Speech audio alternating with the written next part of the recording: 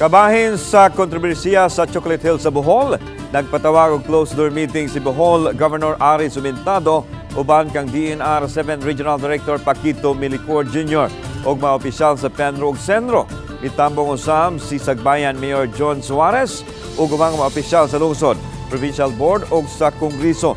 Ilang gituki kung kinsay ang ayang manubag sa suliran.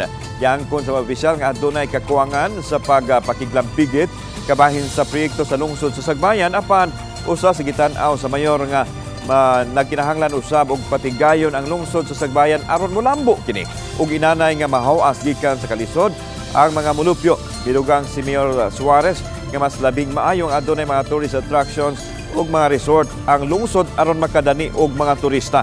Nasabutan hinuon nga pabiling tak-upan ang Captain's Peak hangtod masolusyonan ang kakuwangan ini sama sa Environment Compliance Certificate.